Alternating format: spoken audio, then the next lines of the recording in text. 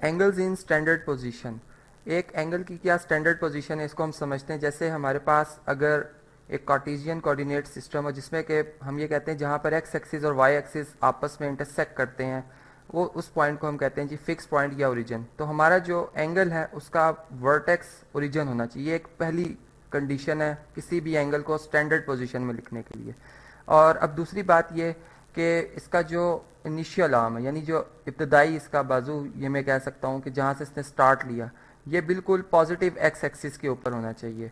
और फिर इसमें अगर जो रोटेशन है वो अगर क्लॉकवाइज हो या एंटी क्लॉकवाइज हो, उससे कोई हमें गर्ज नहीं कि ये किस डायरेक्शन में मूव कर। हमें ये पता है कि अगर एंटी क्लॉकवाइज मूव करेंगे तो हमारा जो एंगल है उसकी मेजरमेंट जो है वो पॉजिटिव में मेजर की जाएगी, और अगर हम क्लॉकवाइज चलेंगे तो हमारी एंगल की जो मेजरमेंट है वो नेगेटिव में आएगी।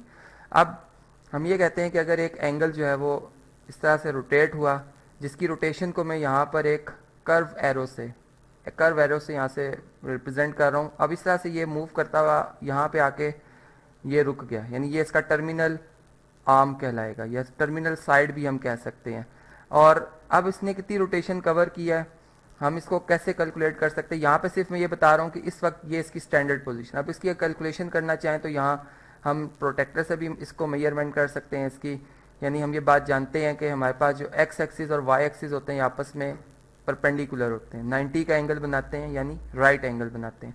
और अगर ये एंगल फर्ज करें, मैं कहता हूँ कि ये टोटल 120 डिग्री था, तो इसका मतलब है कि फिर इस आर्म से आगे अगर हम इस यानी वाई एक्सिस से आगे आगे अगर हम इसको देखें तो इसकी मेजरमेंट 30 डिग्री बनती है, जो कि फिर 30 प्लस 90 अगर इन दोनों को मिला दिया जाए तो 120 डिग्री बनता है।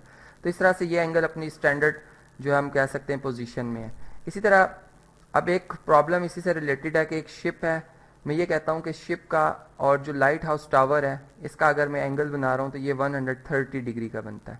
अब हमने बताना ये है कि अगर हम इसकी इस जो हमारे पास लाइट हाउस है इसकी स्टैंडर्ड यानी इसके अगर एंगल बनाना और उसकी स्टैंडर्ड क्या पोजीशन बनेगी तो कैसे बनाएंगे हम इसको। हम यूं कहेंगे कि चूंकि मैंने जो बेसिक रूल बताया कि जब हम म्यूचुअली परपेंडिकुलर लाइंस ड्रॉ करते हैं, जैसे यहाँ पर जो हमारे पास लाइन है एक ईस्ट की डायरेक्शन में एक वेस्ट की डायरेक्शन में है, यानी एक्स एक्सिस को रिप्रेजेंट करी, और एक जो वाई एक्सिस है उसमें अपवर्ड अगर हम जाएं तो नॉर्थ है और डाउनवर्ड आए तो हमारे पास साउथ आ जाता है।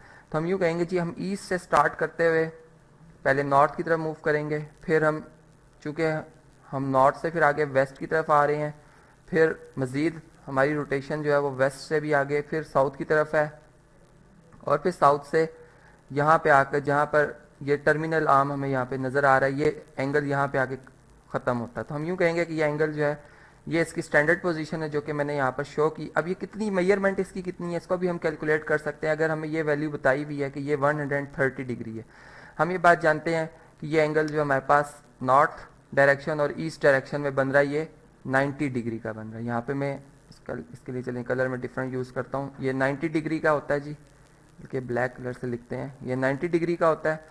और ये एंगल जो है हमारे पास चूँकि यहाँ तक अगर 90 है तो इसमें अगर 40 डिग्री हम चलेंगे तो जाकर फिर 130 डिग्री एंगल कंप्लीट होता है। और इसी तरह अगर हम एंटी क्लॉकवाइज आ रहे हों तो हम यूँ कहेंगे पहले हम 90 कवर करेंगे, फिर 90 कवर करेंगे, फिर 90, यानी यहाँ तक 3 टाइम 90 जो कि 270 बन गया। और फिर मज़ीद कितना एंगल हमने कवर किया, अगर आप इस क्वाड्रेंट में देखें तो इसमें टोटल एंगल है 90 का, जिसमें से 40 ऑलरेडी कवर है, इसका मतलब 50 डिग्री पीछे बच गया।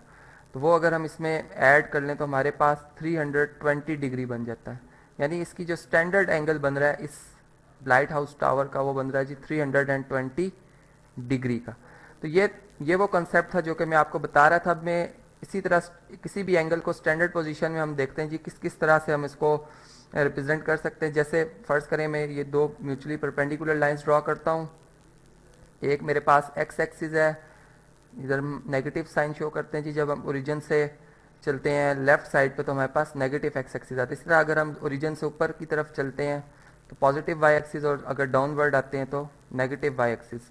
अब मैंने जैसे कहा कि वर्टेक्स एंगल का लाजमन ओरिजिन होना चाहिए, ये इसका इनिशियल आर्म है जो कि पॉजिटिव एक्स एक्स। अब रोटेशन फ़र्ज़ करें एक एंगल की बनती है यहाँ तक, ठीक, जितनी भी इसकी डिग्री इसने कवर की या जितने रेडियंस कवर किए ये हम शो कर देते हैं। तो ये एंगल अपनी इस स्टैंडर्ड पोजीशन। इसी तरह हम एक और एंगल बनाते हैं जिसका इनिशियल आर्म यही है। याद रहे कि इनिशियल आर्म लाजमन जो है वो पॉजिटिव एक्स एक्सिस पे होना चाहिए। अब मैं कहता हूँ कि इसमें रोटेशन कुछ ज़्यादा आई और ये यहाँ तक रोटेट करके आ गया, तो अब इसका जो टर्मिनल आर्म या फाइनल आर्म हम कहलाएंगे वो यहाँ पे होगा।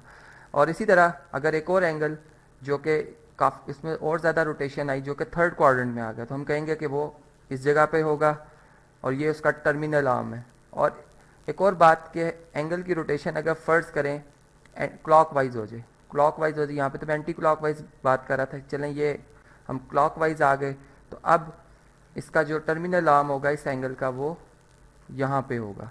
तो इस तरह से ये भी इसकी स्टैंडर्ड पोजीशन है, यानी बात आपको समझ आ गई कि स्टैंडर्ड पोजीशन में एंगल को रखने के लिए जो बेसिक दो कंडीशन थी वो यही थी कि ओरिजिन पे वर्टेक्स होना चाहिए और initial arm positive x axis पे होना चाहिए।